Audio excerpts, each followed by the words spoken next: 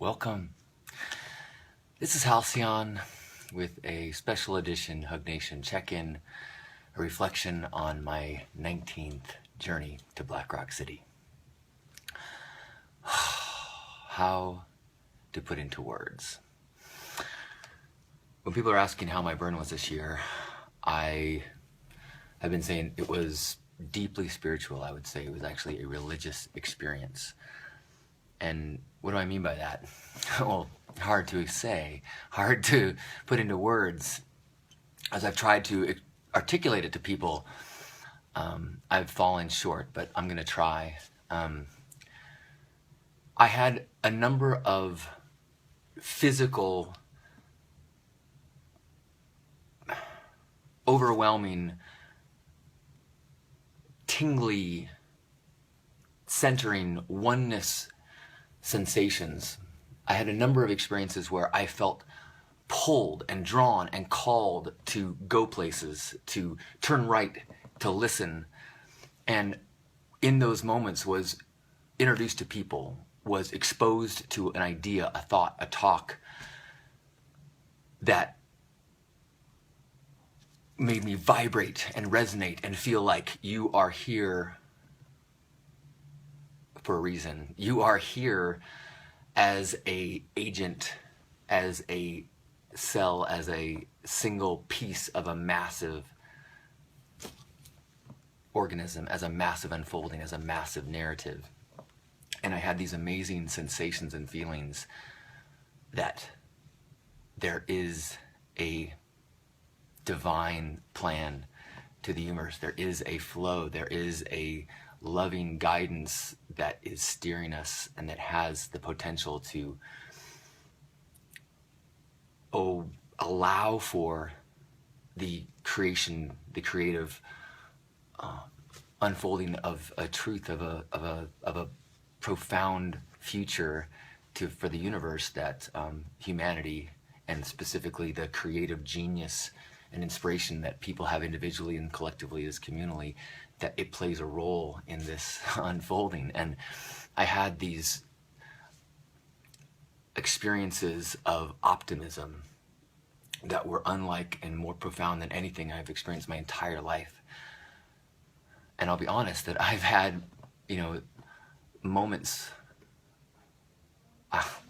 deep awarenesses and realizations and kind of conclusions that humanity is lost, and that the world as it is so filled with darkness and so filled with challenges and corruption that humanity in its current inclination, in its current instance, is not on a path that can realize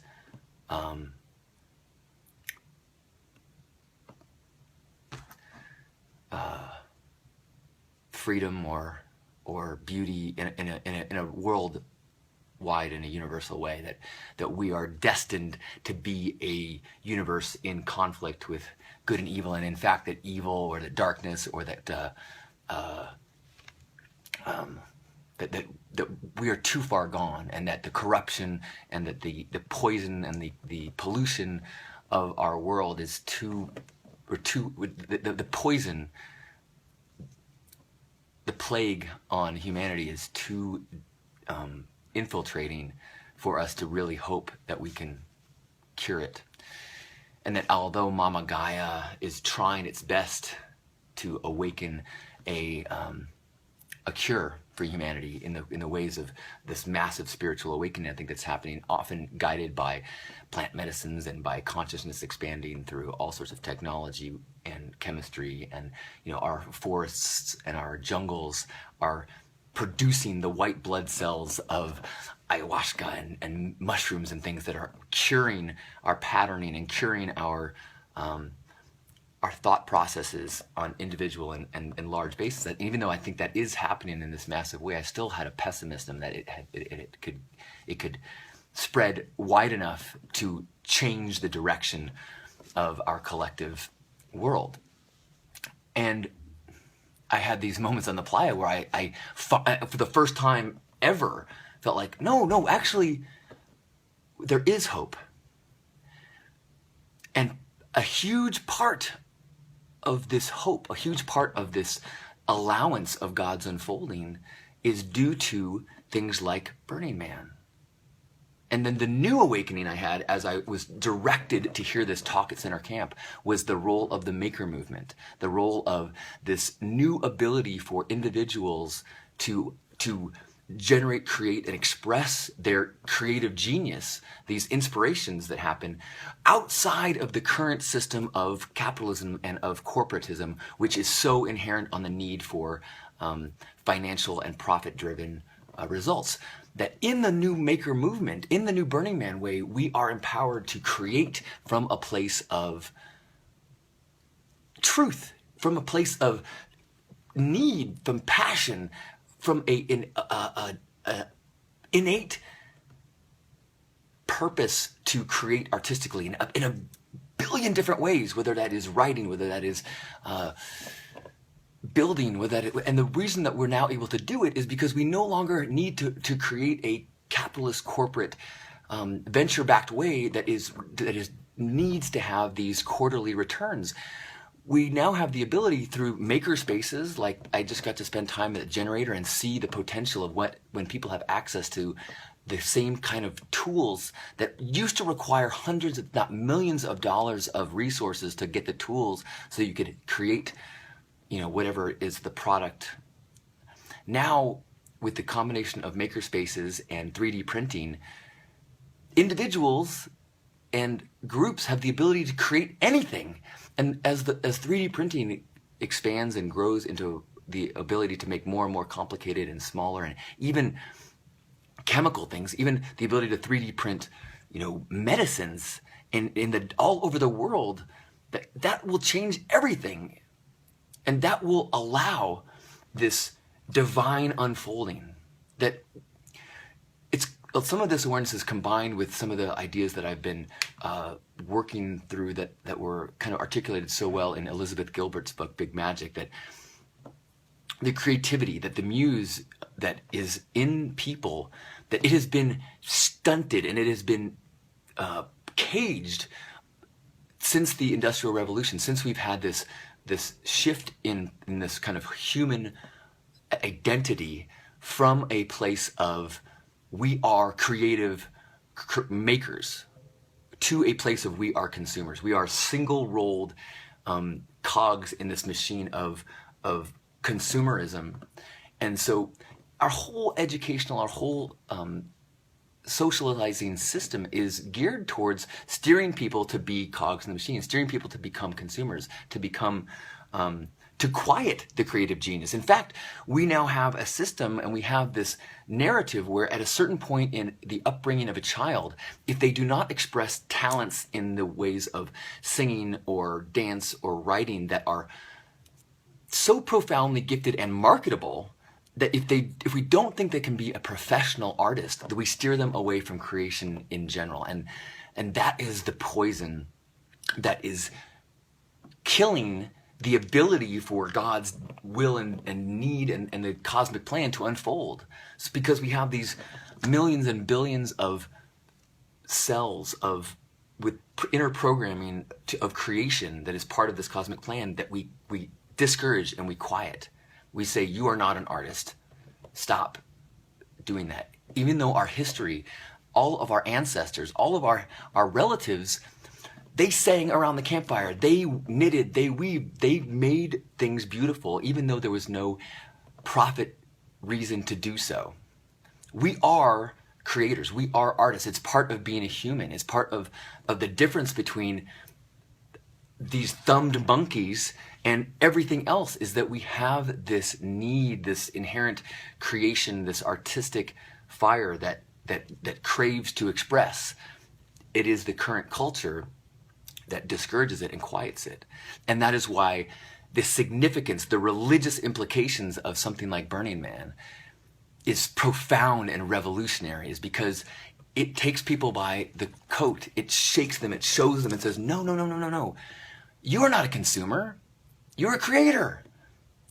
Whatever, it's not bad or good. It is just your truth. You are a part of this human beauty and creativity. And so Burning Man gives people permission to express it, even without purpose, without reason, without knowing the reason, even though there is this reason that we can never hope to truly understand. We just have to have faith and trust. And I saw so many times examples of people who are expressing in ways that is so profoundly different than the way that my creativity manifests. In ways that I thought, well, gosh, that's the only way I know how. Like, I wish I had the need or the desire or the patience to make, well-crafted and well-edited videos. But all I can do is just crank them out once a week. And I met somebody who makes these amazing videos, and they're like, man, I look at you and how much you produce. I'm like, how does he do it? And I'm like, well, I look at what you do and how do you do it? And I met the guy who does the amazing comic Drink Water. And I'm like, man, how do you do it? How do you have the patience? And he's like, well, that's all I can do. That's what I have to create that. And I kept meeting more and more people. And that is the magic of Burning Man. Everyone they find a place, a canvas to express this creativity. And that collectively creates this thing that none of us can totally understand. And it is the freeing of that creative fire that is the expression of God, I think. One example that I keep thinking about, there's a guy in our camp, Devin, who is in charge of lighting our dome. And we have these long conversations about the best way, the important way to light a dome and how critical it is. If you make the dome, ours is this pink dome filled with, hundreds and hundreds of pink pillows, and it's just so cozy. It's like a little womb. And we're like, if you had if it's too light in the dome, then it's creepy and weird. If it's too dark in the dome, then it is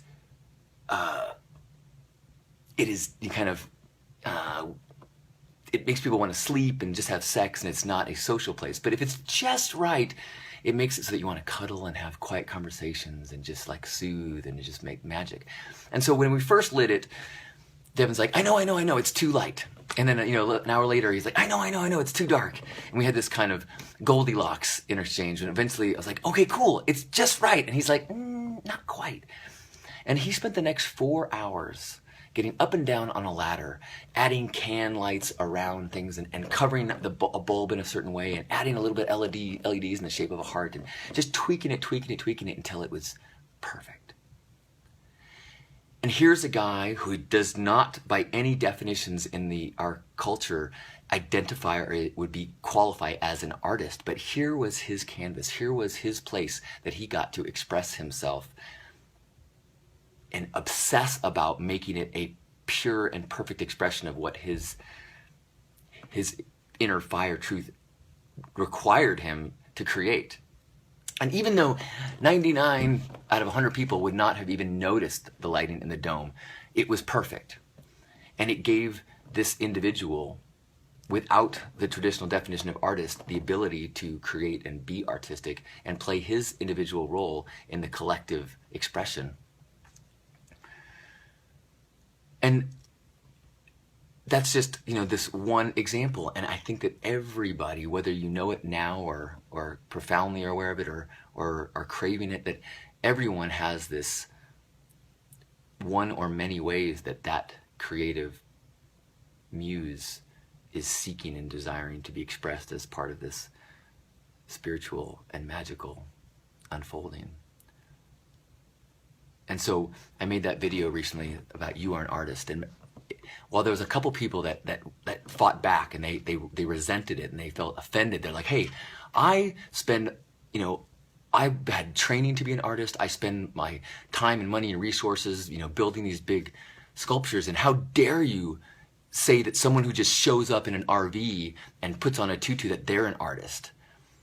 And I was like, no, I mean, there are thousands of galleries where people have every right to defend their definition of professional artists. But Burning Man is this unique and magical environment where everyone is allowed to change that definition and change that division between those who create and those who consume. This is finally a place for us to all be able to simply create and allow this magic to unfold. And although there was a handful of people that fought back on that message that I put out there, what was incredible to me was to hear from so many people who heard that in the last 2 weeks on their way to Burning Man, who were like, I needed to hear that. Like, that gave me permission to start my burn running and creating and expressing and stepping into that sometimes foreign and new self-identity as artist. So for all of you that had the courage to step into that identity as artists, and those of you who continue to step out and express yourself and allow yourselves to be artists, and in doing so play a part of this magical divine unfolding, thank you for playing this critical activist revolutionary role, and I believe to be the cure to what ails our culture, the cure to this plague on humanity that is quieting the creative purpose, joy, unfolding truth that is the destiny of this amazing planet and of consciousness. So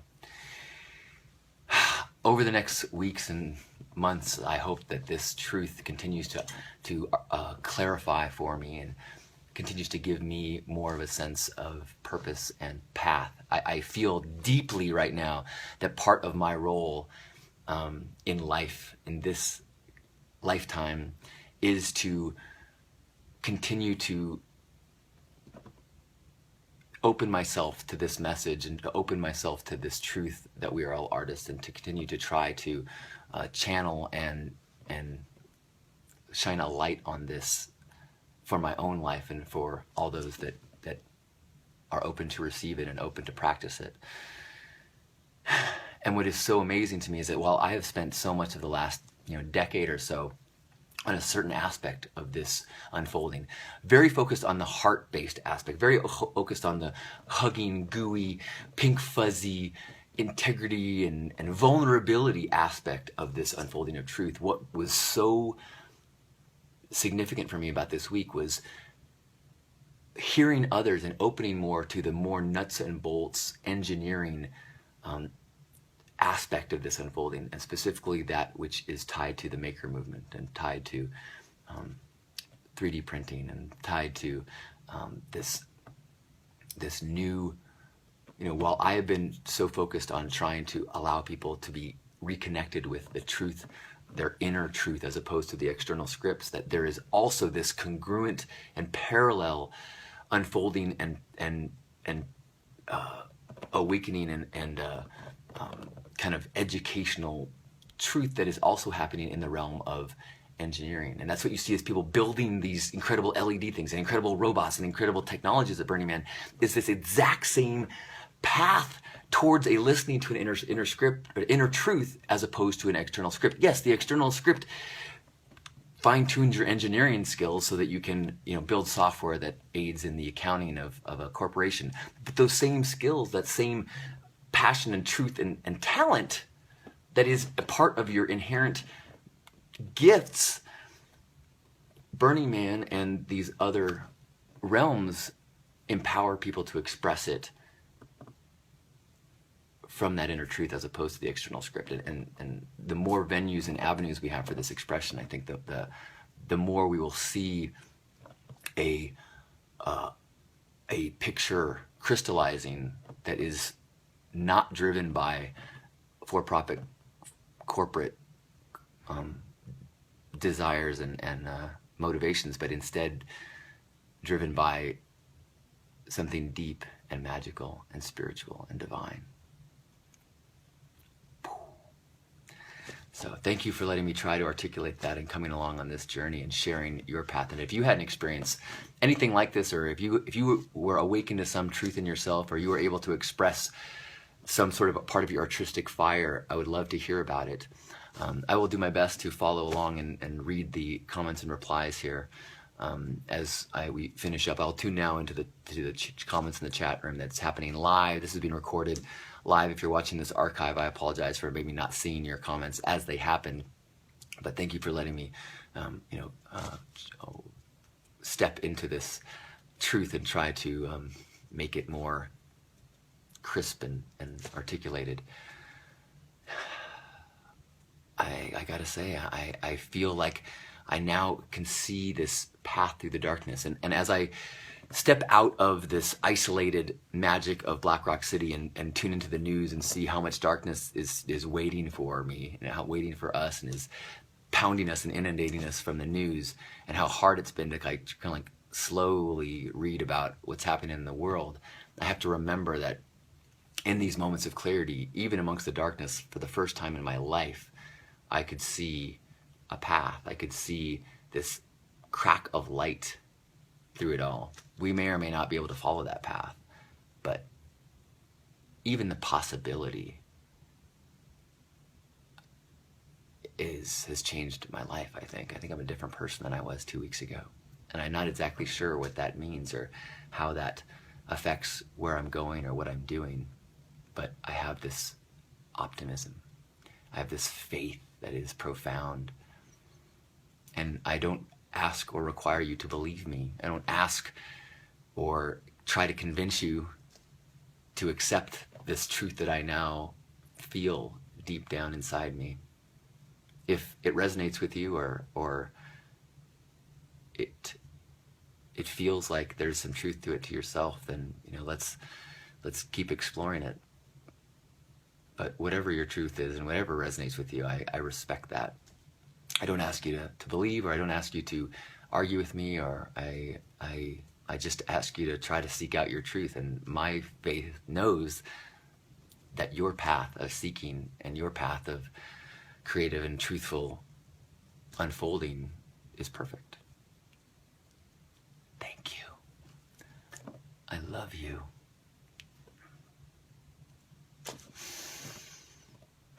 So, I'm going to tune in, so noticing what people are saying now. A lot of people focused on some of the negative things about Burning Man, and people would share things on my wall that I noticed as I was tuning back in, and I saw people talking about this incredibly long exodus as we left the city. Like, I got caught in this Amber Alert that closed the gates down. So even though I set my alarm for 3:30 in the morning so that I could try to get out quickly, it took me 8 hours to get to the road and 11 hours or 12 hours to get to Reno. And while that was frustrating, the example or the phrase that kept popping in my mind is like, when people after this week experience of just awakening and magic and creative expression beyond anything that we've ever experienced, if what you start talking to people about is the frustrating exodus you had, I mean, that's a perfect example of crap or cone and on focusing on the negative while there's all this positive. That's like witnessing the birth of your first child and then getting on the phone and calling your relatives and describing how gross the placenta was. It's like, it may or may not be gross, but is that really the part of this miracle that you want to focus on and turn into your story about all this? Sure, if you want to address that detail, or maybe even, suggest ways that we could improve that in the future, I'm not saying we shouldn't do that. I'm just saying, is that really the detail about all of this that you want to drive home in the limited amount of hours that you're awake every day? You want to make what you share about this that? I think that's crazy. I think that's, I get that it requires some discipline because our instinct is to focus on the negative, but be aware if you're setting down your ice cream cone and you're going like this, you've got to smell this.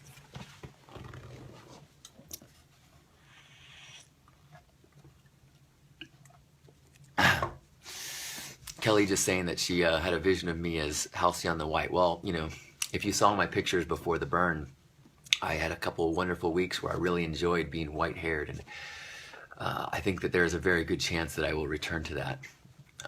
For temporary, for long-term, I don't know, but it felt right, and I knew that while I was at Burning Man that I needed to be pink, but I don't know what's required now. Maybe the white will return, and I'll listen to what that has for me.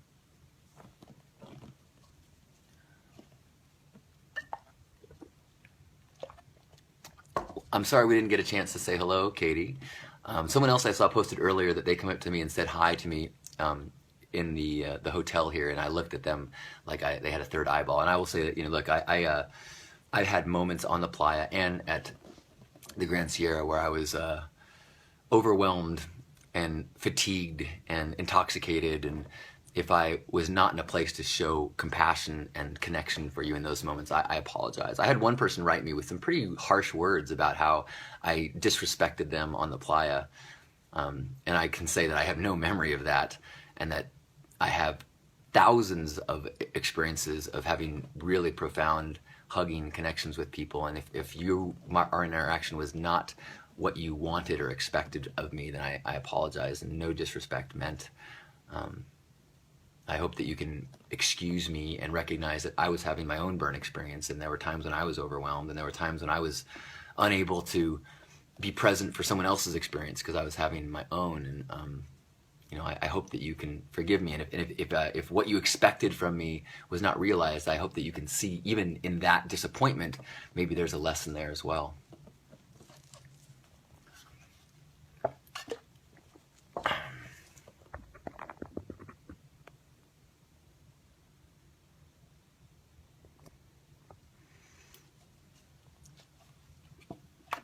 I'm glad we got a chance to hug, Maddie, even if it was at in Reno. And I know a lot of people came up to me like after, in Reno, I've had a number of people said, I'm glad I got a chance to say hello. I saw you on the playa, but I felt uncomfortable coming up to say hello, or you looked busy, and I definitely was busy. And I hope we get a chance to have a hug, if not a conversation. I know there are a number of people that wanted to go deeper and have more time, and I hope that that's understandable of why even a moment might have been in eternity or perfect, or all we had a chance to share. I have a very intense stare. I hope it wasn't unfortunately intense, Cassandra. I had connections and moments of eye gazing and hugs that were spiritual. I'll say it. Like I felt as I was hugged by people, I felt this energy building over the course of the week, and the number of people that I held as they cried. Each time that happened, it was like this deeper and deeper love generated that stayed with me. As people allowed this rawness to come through us together. I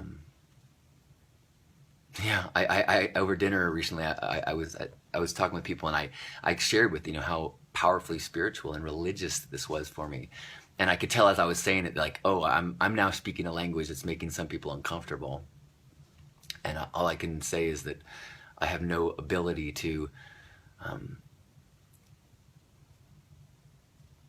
demand or alter what my truth is, and I have no desire to ask anyone to change what their perception of their experience was. I can only share what my experience was, and show gratitude for all of those that held space for me and allowed their vulnerability and their truth and their artistic fire to fuel this powerful experience that I had and continue to have.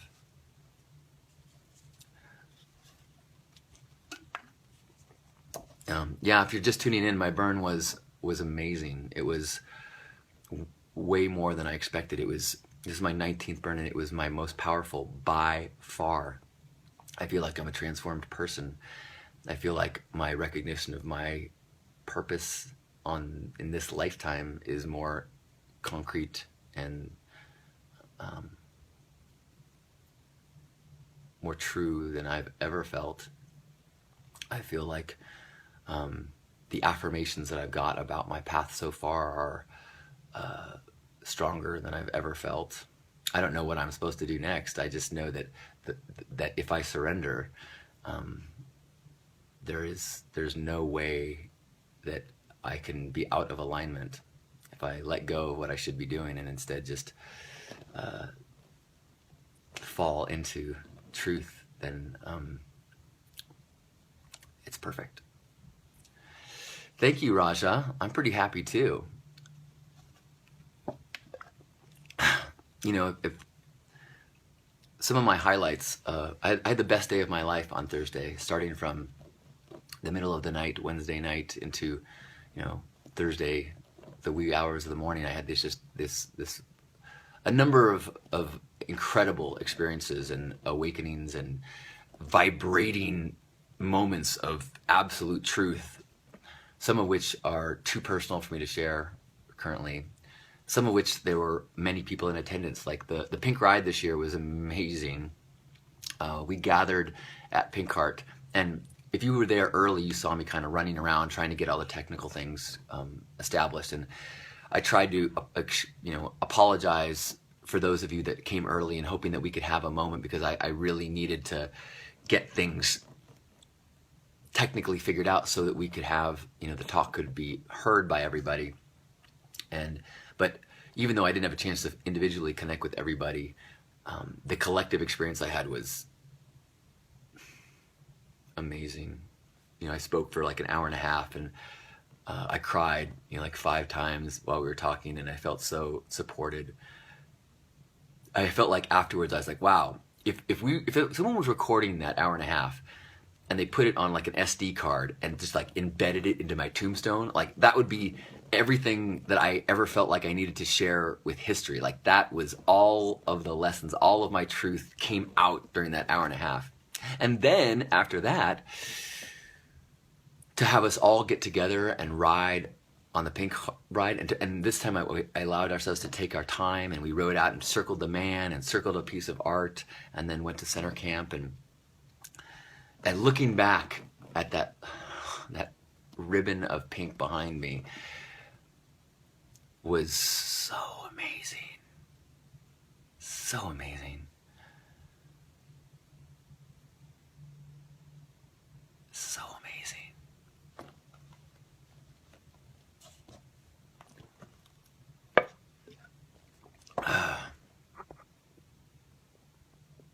Oh, I'm so glad that you were there, Aaron, and we were able to hug. Thank you, Dave. Hello, Gala. I love you.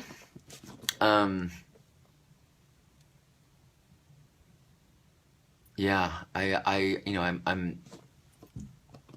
I'm more than ever connected with the importance of Burning Man, and not just Burning Man, but any collective support system that encourages our creative fire and our creative truth to be expressed in a system, in a culture, in a world that is so designed currently to keep us in a role of consumer. Because as a consumer,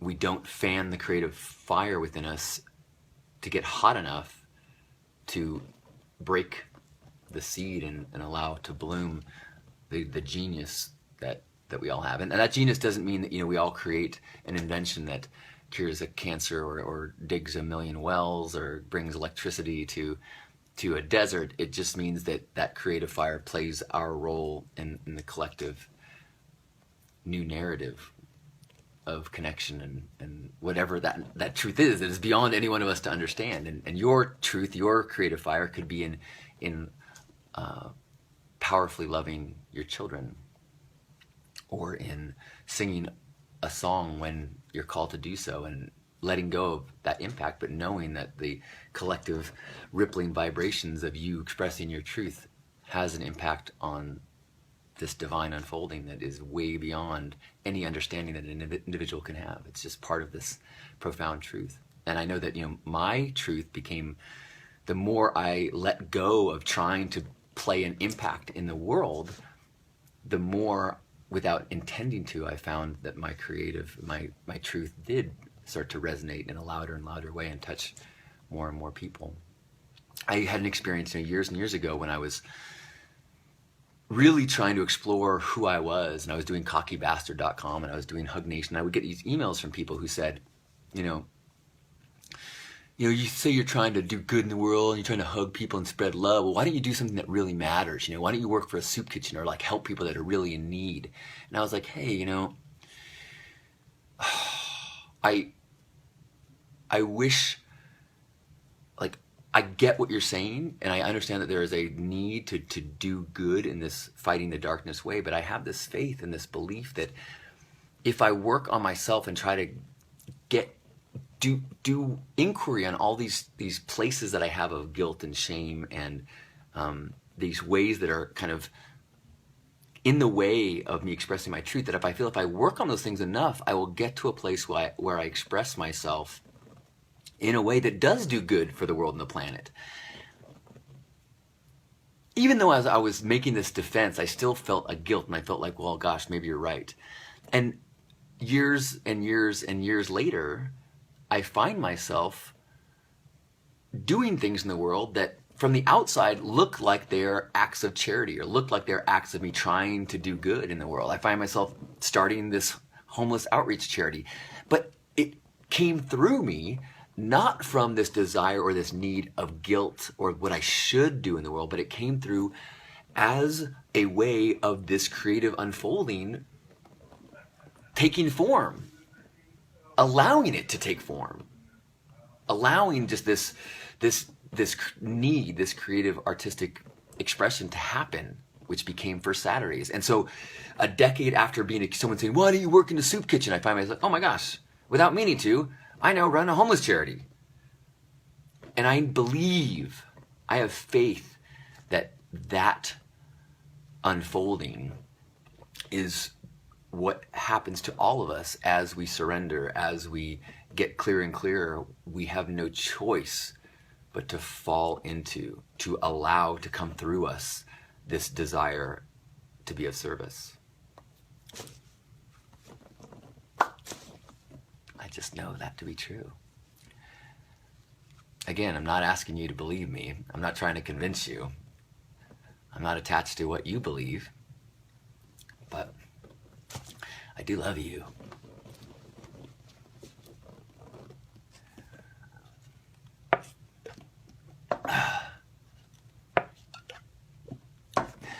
Thank you, Giraffe. Man, I enjoyed dancing so much this year. I early in the week, I started to have these experiences on the dance floor that were deeper than anything I've ever had while dancing. I had moments where I felt totally possessed. I felt like I was having this shamanic, like my body was totally outside of my control, and I saw myself doing moves and moving in ways that were so beyond any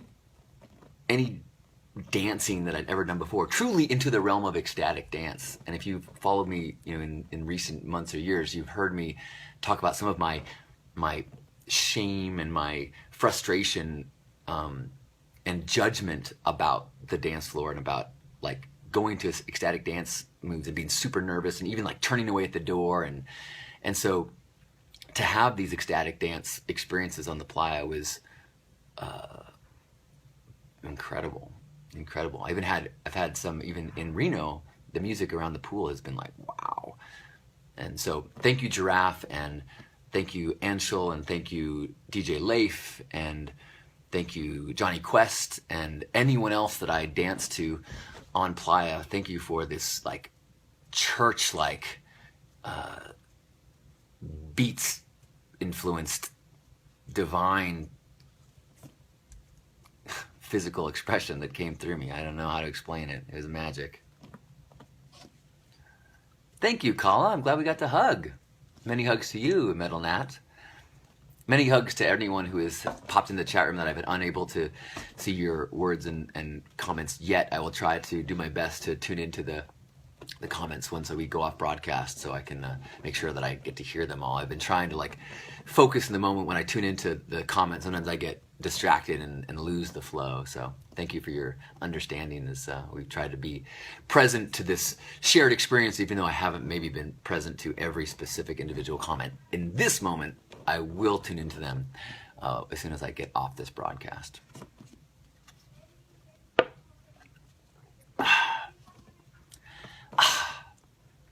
So maybe I'll gear on closing up this broadcast, this live attempt to articulate the truths and the powerful spiritual awarenesses and religious experience of my burn this year. After 19 years, it's hard to believe that it could still be so amazing. Not only the best burn ever, but exponentially more life-changing than anything I've ever experienced before. After 19 years, it really gets better and better and more profound. Maybe that's because who I am, I'm getting clearer and clearer, and the ability for me to let this powerful energy flow through me gets more and more, gets easier and easier as I get more and more out of the way, and maybe that's what happened. But then again, I talked to so many people. Thank you, Meredith. I talked to so many people that had the best experience of their lives. Tons of long-time burners that said best ever, best ever, best ever. Tons of virgins that were like, oh my God, oh my God, oh my God, oh my God. I don't know. Glad we got to hug, Laura. Sounds like marriage. Maybe so. Blessings to you, Emily.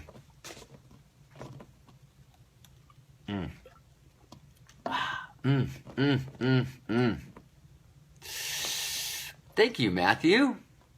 I tell you that this, I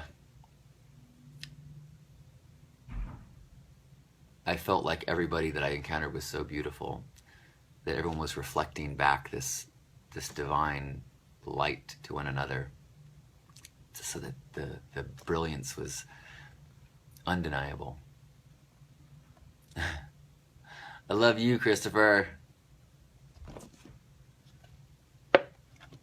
Thank you, Tara. I love and respect whatever your truth is. What am I drinking? I'm drinking way too much coffee. I got a venti blonde with a pump of hazelnuts in it, and it's making me kind of talkative. Or maybe it's just this vibration that continues to shake me since the playa, but the coffee, I'm sure, is helping. Am I still feeding folks? If you mean First Saturdays, we still do First Saturdays. Hi, Jessica. First Saturdays still happens every month in San Diego. In fact, it was last Saturday. I missed it in San Diego. So those of you who showed up in San Diego in my absence, I hope it was a beautiful experience. I look forward to joining next First Saturday. It's not the coffee. It's not just the coffee. I'll say that because I have been, as soon as I start tuning in and talking about these things all week in Reno, I just keep getting in this role. That's one reason why I wanted to broadcast now before next Monday when we'll do Hug Nation again. It's like I can't stop talking about it. I can't stop thinking about it. I can't stop. I can't stop. Won't stop. Can't stop. Did I have that big meeting? I don't remember which one we were talking about. So I'll have to remind myself. Sorry. Thank you, Anne Marie. We're all blessings to the world. Isn't that what's so awesome?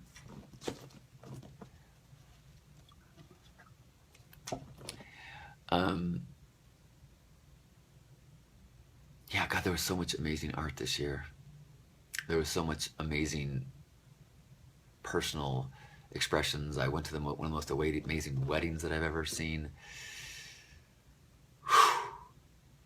I cried so many tears, and it was so beautiful and raw, and I felt so supported, and it felt so safe to allow this incredible vulnerability.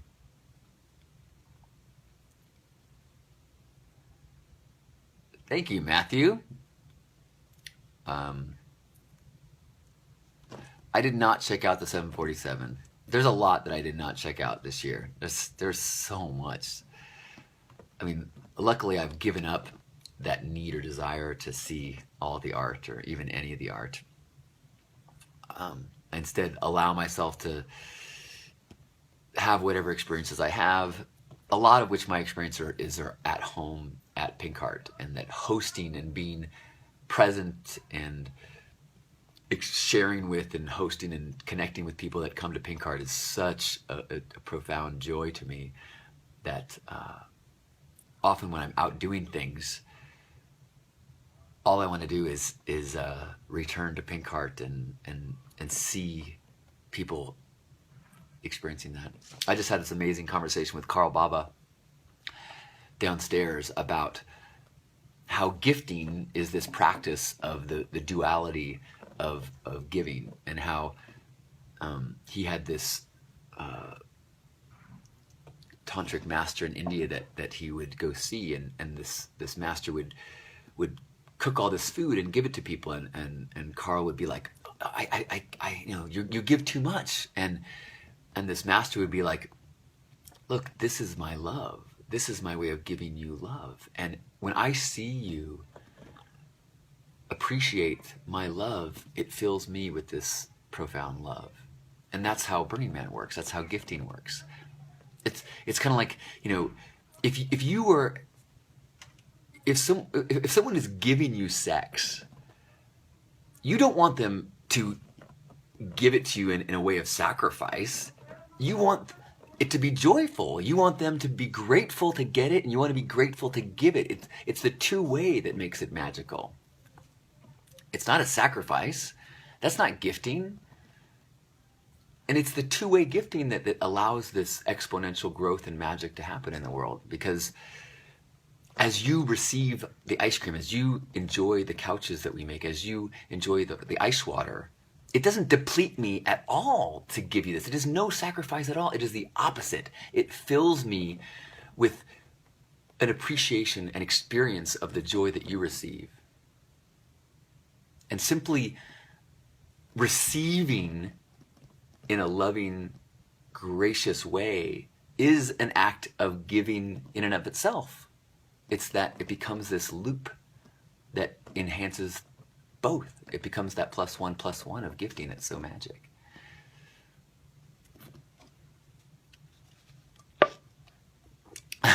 Well, thank you, Shauna.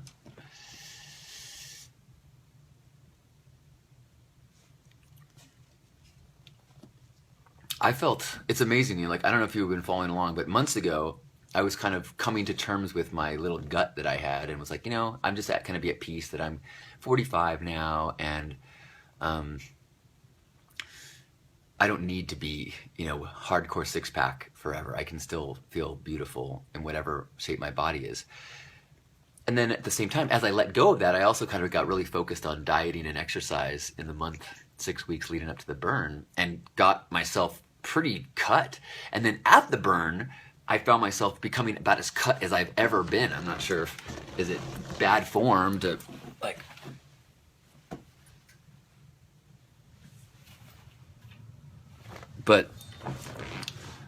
and so at 45, I feel about as sexy as I've ever been. Look out.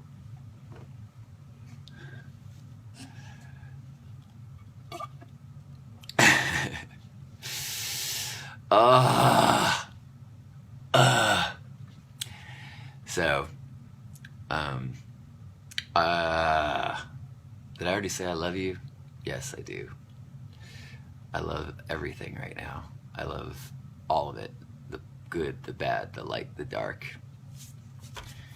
And I love you and your truth, and even in your struggles, I'm grateful for you and your struggles. That's another thing that was so clear to me this year, is that, the struggles that we have, these aren't problems or obstacles. This is our training. When we are getting beaten down and bloodied, that is the work that we do in the dojo. That is how we collect wisdom and skills and talents so that we can be of service in the world. If you are a passive consumer and you're watching TV all the time, and you are receiving consumer in the world, then the struggles that you have can feel like wasteful. Oh, this is all this unnecessary pain. How does this help me to be a good consumer? It doesn't. But if you seek to play big in the world, if you seek to be of service and to allow yourself to be an agent of the universe, then every struggle, every pain, every lesson that you have increases your tool set to help others, to be of service in the world. And so if you can shift your mindset, then it's impossible to have a down moment that is anything less than a gift. You may not be aware of it in the moment, but as you practice, it becomes easier and easier to see these struggles for what they are, which is practice. Whoa, whoa. So I'll try to remember that when I'm on less of a high and things seem less magical and perfect, because if I know anything about life, that this bliss that I'm in right now will be fleeting, and maybe momentary from now, maybe in weeks from now, maybe eventually the roller coaster will take me to a dark place, if for no other reason, so that it can shoot me back up and I can enjoy the brilliance and the thrill of the ride once again. Because amen, that's not what being a human is about. Wee! All right, I will call this broadcast to a close, only temporarily. I look forward to tuning back in again for another live broadcast Monday. HugNation.com. Tons of archives on my YouTube channel at Halcyon Stin. Tons of videos. So if you're hungry and seeking more ideas and more belief buffet morsels, check in on HugNation.com or my YouTube channel, or even the Facebook archives. And I hope you're following me here, and I hope you reach out and let me know any sort of epiphanies and magic and awarenesses, or even just thoughts that are a part of your path of truth and seeking. I'm so